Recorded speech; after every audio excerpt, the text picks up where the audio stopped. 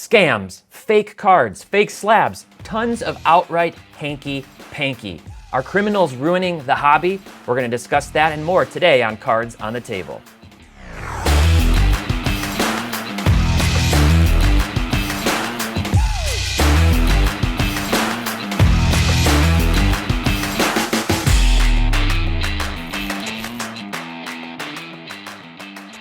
Welcome back to Cards on the Table, our fast-paced talk show where we cover news, trends, and answer all of your questions about sports and trading cards. And today, I've got Carter, I've got Doug. Jeff's away on vacation, so I get to sit here, which is a nice change of pace. I don't really like the topics we have to discuss today.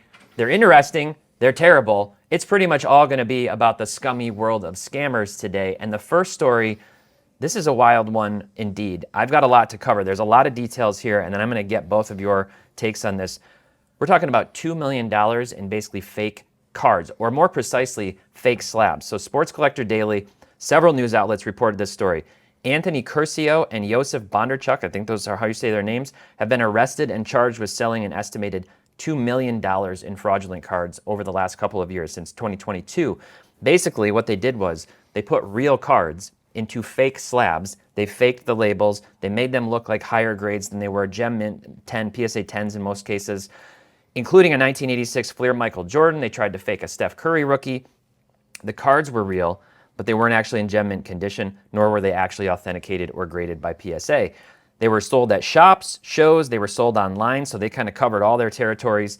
This was a sophisticated scam. They bought a lot of the required equipment to forge these slabs. This was not some like back closet thing. And if convicted, they could face up to 20 years in prison.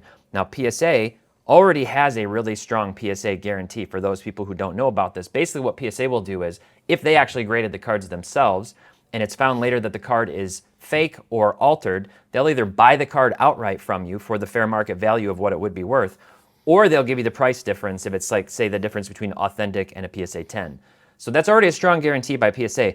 Now, in response to this particular case, what they did was they came out and they said they were aware of this. They've been working with the FBI on this project over the last few years. And they came out and said, I'm going to read it, protecting collectors from fraud like this is our top priority for all of us at PSA. It's an important step forward for the hobby as a whole when operations like this one are rooted out and dismantled by justice systems. And they go on to say, if you have acquired PSA graded items, which you would like to either have confirmed or of the authenticity of the holder or the label, visit our customer request center and complete a brand protection request. So they're doing something, presumably, where you can go in and you can have them verify that the slab is really one of their slabs. So there's a lot here to kind of digest. I want to ask you first, Doug, what's your reaction in general when you hear news like this? Unfortunately, we've been hearing a lot of things like this recently. And how in general do you think we can kind of curb this type of criminal activity in the hobby? Yeah, so, I mean, again, you know, this thing pops up every now and then, and we talk about wherever there's money, criminal activity is probably going to try and follow that if they can find a way to exploit it. What I find most interesting isn't this case at all. When I started looking into this and I Googled Anthony Curcio's name, I found his 2008 Brinks truck robbery. And that's actually really fascinating. So I want to talk about that. Yeah, go ahead. Go ahead. So he spent 3 months scouting a bank. He logged the schedule of the Brinks truck, mapped out all the cameras of the bank, mapped out the blind spots of the Brinks truck. A few days before the robbery, he puts out a Craigslist ad looking for 15 to 20 people to do a city cleanup project, a fake city cleanup project. Told them all to wear the exact same thing. They all show up that day. He shows up wearing the exact same thing. He pepper sprays the driver, takes $400,000 in cash, goes behind the bank where there is a creek where he has rigged up an inner tube on a pulley system to pull himself upstream, where he's got a getaway car parked, and gets away. And the police were looking for a guy who fit the description of the other 15 to 20 guys that were already there. Yeah. They didn't have an idea of who did this, didn't have it on camera because he had mapped it out so well. The only reason he got caught, probably, is a homeless person saw him a month prior on one of his practice runs doing the whole thing, and it looked so suspicious to the homeless man that he wrote down his license plate number, and that's how he got caught. Wow. That's Yeah. actually a movie plot. There's a movie called Inside Man with Clive Owen and Denzel Washington that is basically like they use the same costumes to like escape basically a bank heist. That's unbelievable. Wow. Carter. Well, I'm happy the FBI is getting them out of our industry, it seems like, right? This is great. But this is kind of scary for our industry, right? To see this at this scale and this like detail. I mean, kind of like you said, this wasn't just like a closet or basement operation. They invested in this. Like they put a lot of effort in this. Like you know, the fact that this happened is very scary, right? So, you know, it's news for everyone to realize, like, hey, like, study up on what slabs are real, like, study on the security features that PSA has, reach out to their support if you're buying a big card, right? Like, try to do the research, like, do your due diligence on everything, right? I mean, we do that here in our buying process with Cards HQ. You know, we utilize black lights, we utilize the security features on the slabs. I mean, we're very worried when it's an older slab, we look at it tightly. You know, the newer slabs are a lot easier, right? PSA's done a lot of work, right? All the grading companies have to make sure there's security features in their slabs. So make sure you guys do your due diligence. It's very important, and keep up with it. Yeah, if you're buying online, you know, it can be a little bit tricky, like you can't hold it under a black light or anything like that, depending on what platform you bought it from. I mean, I would try to, if it's a high dollar card, you know, you don't necessarily come to expect this on something like $100 and under, though I imagine in some cases people are doing shady things with those. But for higher dollar cards, certainly something like a Jordan PSA 10, you know, rookie card that I think they had tried to sell for like 171K or something. You know, you got to do your due diligence with those. Don't just jump into those cards. And we've got a topic later in this video that we're going to talk about where somebody new kind of got into some hot water, you know, by making that mistake. So this is obviously really unfortunate, and what's not entirely unfortunate is that we've got more PWCC weekly auctions that we're excited about. I, in particular, saw one that really caught my eye. It is the 1999 Ultra Millennium Men, Kobe Bryant. It is numbered to 100. It's a PSA 10 Gem Mint copy. Those do not come up often. Awesome lenticular design on it. It's a really nice card. What are you looking at, Carter? I got a Select XRC CJ Stroud tie-dye PSA 10. Man, I think he's going to be one of the hottest guys going to the summer, going to the National. We're on the road to the National at this point, right? We are almost there. I'm so excited for it. I think CJ Stroud is going to be unreal hot at the National this year. Yep, I think we share that, don't we? One of the biggest names in the hobby right now is Luka, and he has a 2018 Cornerstones downtown, so the original downtown version in a PSA 10 up. So rookie year downtown for Luka, that's going to be a big one. That's awesome. Little trivia question for those who didn't know that came out of Cornerstones originally. That's the origin of downtowns. All right, you can actually vault your cards completely for free with PWCC. They insure them, they keep them safe, they're temperature controlled. If you have high dollar items that you've invested in and you want to keep them safe, there's no better way than with PWCC's Vault, and you can do it for free if you use promo code SCI. So what are you waiting for? Get vaulting. All right, we're going to go to Data Dive. And last week I kind of did another longer form one here where I was just looking at a lot of price trends. There are a lot of cards moving in price right now, like crazy. Big and we talked about this. Like we talked about this a little bit last week, and I said I was going to kind of do a video on this. So I looked at basketball, I looked at baseball, and I looked at hockey in particular. And there's a lot going on in all of those sports right now. I did the video before Acuna's devastating knee injury. I did the video before the Mavs were up 3-0, now 3-1 as of recording this video on the Timberwolves. So there were some things that were changing, and I'm going to pull them up here. I'll show them, and we can drop these charts on the screen. But this chart of Anthony Edwards and Luka Doncic's Prism Silver cards over the last 30 days is wild. It's literally like they're crisscrossing and doing this dance. And now they have gone in completely divergent directions, with Luka up at 2K for his PSA 10 Prism Silver and Ant-Man down under $1,000. They have literally changed places. Likewise, Acuna is just tanking. He was already going down in the last 7 days. He's going down. So I've got his Bowman Chrome Refractor PSA down 69% over the last 90 days. Other cards 54% on his autos and X-Fractors. There's a lot going down with Acuna. So I'm going to start with you again, this time, Doug. And tell me kind of reaction to what's going on in the NBA playoffs with Luka and Ant-Man. Where do you see their cards 30 days from now, and what else stands out to you? Well, we've talked about this a little bit. These guys have been in some of our conversation in one way or another for the past month, essentially. And this is just so reactionary right now. And we said this previously as well. It reminds me of the bubble, the playoff bubble we had, where every little performance is making massive spikes in people's prices, one way or the other. And I predicted it later in the year, not necessarily this soon, that Ant-Man was up here, Luka was here. I said that they would reverse at some point during the offseason. We would come to our senses and things would go back to normal. But because right now we're seeing such a reactionary market that it's just following the series. As soon as the Nuggets got up on the Wolves, Anthony Edwards started to go down. Then they won the series and it goes up. We did this last week, right? And we're still doing it now, only at a much more extreme pace. We've seen Anthony Edwards drop, $800, $900 in the course of a week? unbelievable price swings we're seeing here. And if the Wolves were to come back from the dead and somehow get the series tied, he's going to shoot way back up. So we're going to see ridiculous price swings right now. But now we've got Luka with somewhat of a clearer path to his first title. The Celtics probably pulled off the least impressive sweep of all time. Yeah. It's hard for me to say that the Celtics look vulnerable after they've just run through the East, but the East is decimated. They've not looked impressive doing it regardless of the sweep. Yep. So Luka's got a clear path there, and that's why we're seeing Luka's prices come up, because the championship's on the table now. Yeah, absolutely true. So what about Acuna? I saw the news and I just said, come on. Now they did win a World Series without him a few years ago. I don't want to say it's good luck to lose your MVP, but he was obviously struggling, and now this second time he's had a knee injury. What's going on with this? We got whole shelves of Acuna cards out here. Yeah, people are still buying Acuna. There's a big passion for Acuna here locally, right? But obviously, people are buying him because we've adjusted a lot of prices, and we've adjusted prices prior to the injury as well. So now we've adjusted even further. This is a big blow for baseball as a whole, right? For someone to win an MVP the way he did, to one, come back the next year and be as cold as he has, and then get hurt, for a season-ending injury. This is a big blow for baseball. There's some exciting times in basketball right now. There's a lot of exciting guys in baseball, like Soto's, been really hot this year. Judge, it's been fun. Acuna, though, it's depressing. But I kind of I appreciate the market ups and downs. Like, I appreciate the I think what you said, the reactionary side of basketball. You see that in baseball. You see that in football around the playoff times, and it's fun for collectors. It's fun for investors. But Acuna is a big blow right now. I'm excited for the basketball guys. I'm excited for Luka. Yeah, awesome. Well, we've got obviously a topic today where we're talking mostly about the dark side of the hobby, and we actually cover the dark side of the hobby in the Amazon bestseller, Sports Card Collecting and Investing for Dummies. We wrote this book, Jeff, myself, Ben Burrows. We wrote it. It's really, really useful. It doesn't matter if you're new. If you are new to the hobby, I really think you should have this. It's a great resource.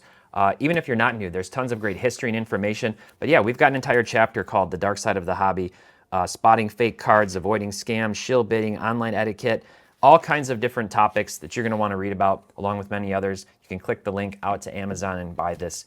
Get your own copy now. All right, let's switch gears to our mailbag. And the madness continues. This one is actually really wild. So there's a Michael Jordan PMG debacle. This situation where a card was slabbed by Beckett legitimately. This isn't a fake slab. This is a real slab. Beckett authenticated a card. They marked it authentic, altered. The seller, who claims that he actually graded the card himself, listed it on eBay on auction. And Adam Gray, at the Real 27 guy on Instagram, first reported before the card was done on auction that he believed this was actually a base card colored with a red Sharpie or some other manipulation of the card. And there were several reasons why. One, it had poor listing images. It just was blurry. It's like you're putting this multi-$1,000 card up and you can't really see the true color of the card. It's missing the words precious metal gems in the top right front part of the card. It's missing the serial number, and the back top left corner has the card number where normally a PMG says PMG on the top back left. So there's a lot of issues with this. It's sold for $23,000. And then the buyer, whose name is Ben, was pointed to or discovered Adam's video, along with another video by Dan the Card Man, that pointed out this might not be what he thought it was. So Ben has started a channel called Fake PMG Saga. We'll throw a screenshot of that up. The card passed eBay authentication. That's the newest update. It went through eBay authenticity. It passed, even though they had tried to reach out to them to say, hey, there might be an issue. The buyer and seller have been in constant communication, and the seller claims, like I said, that he graded the card himself. Now both are in contact with Beckett. It's going to be sent back to them for review. What do you guys think Beckett's actually going to do here? PSA has a guarantee in place. Beckett doesn't have the same guarantee in place. This would be really bad optics for them if they don't do the right thing, if it's discovered it's fake. And in general, what can you do to avoid this? I'll start with you, Carter. I mean, I've talked about this for a minute. Beckett's in the hole right now, right? I mean, you got PSA just acquired SGC. SGC was already on the rise before that. Yeah. Beckett's got to make this right, regardless, right? Like, they either got to show that, one, this is a real card, right, to the public, or two, they got to put a guarantee on it, right? Because if they mess this up this big, this is a big issue. This can be a bigger blow to their business, and they're trying to catch up, and I like it. Like they're trying to be innovative right now. Like I know they got some new leadership there. They're trying to push forward. forward. They're trying to catch back up because they used to be so prominent in this industry. There's so many people in this industry that love subgrades, that love their slabs, right? Like, they can still have a big part in this industry, but they got to execute these things well. So I'm really looking to see what happens here. It's very interesting. I hope they make the right decision, though, regardless of what happens. Yeah, if you want to stay on top of it, track that channel, Fake PMG Saga, where Ben's making video updates as he has more information. Doug, what do you make of all this? This is a really interesting one, and I like this story a little bit more because there's not going to be a loser in this. If you've kept up with the story, this is kind of a win-win situation, and I'll explain that. I think what's going to happen next, from what I understand, is this car is going to BGS. They want to take a second look at it, and this is kind of important for everybody involved.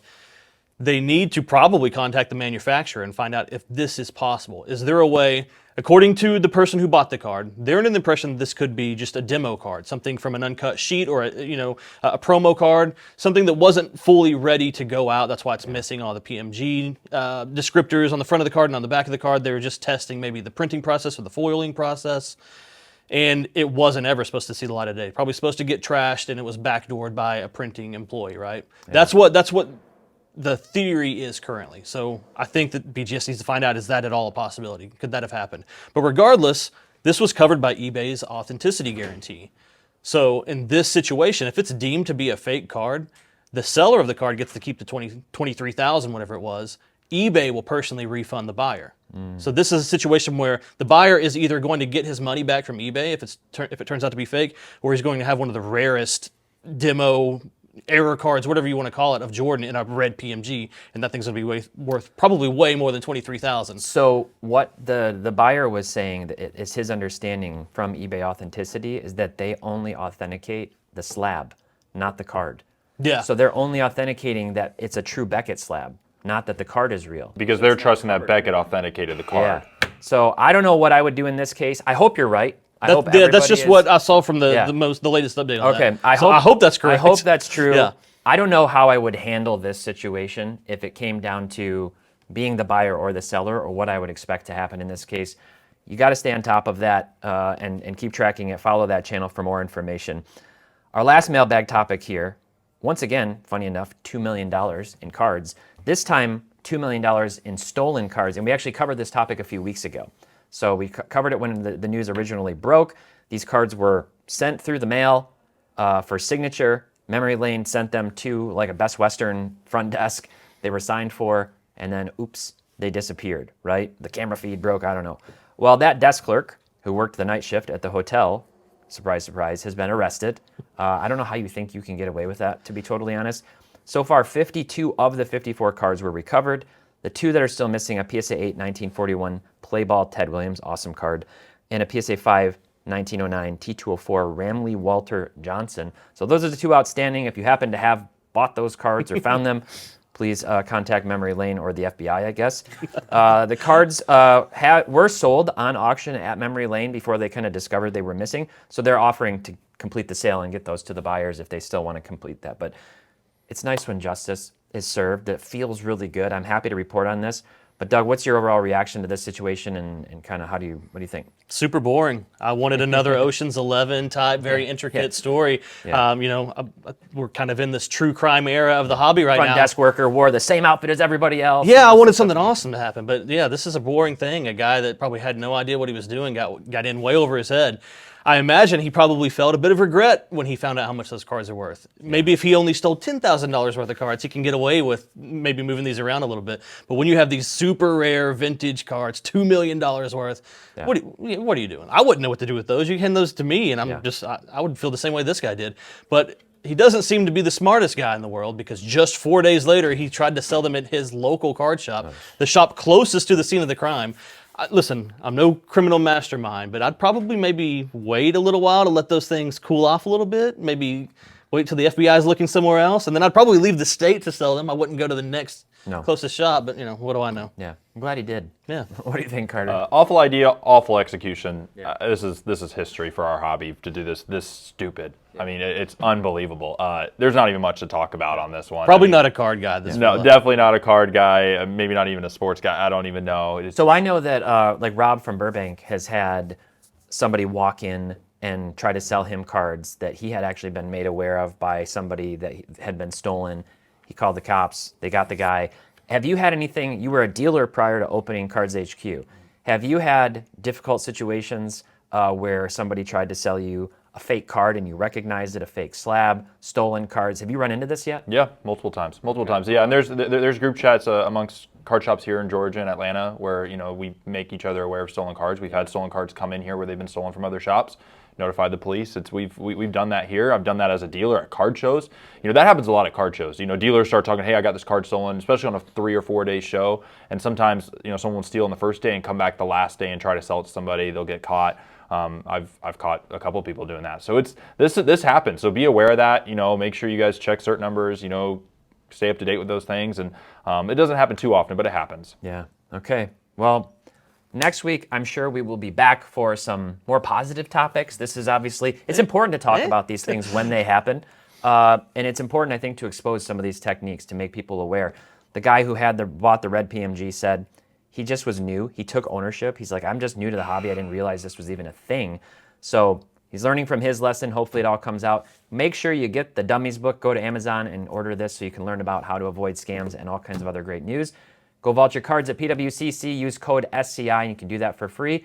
And last but not least, we are streaming live on Whatnot. There's a Whatnot card show happening today, Thursday, through Sunday, 2 p.m. until midnight. You're going to have Carter, Jeff, and others streaming on the Breaks channel, live selling, doing all kinds of things. So make sure to check that out over on Whatnot. And until next week, happy investing, keep on collecting, and make sure to have fun.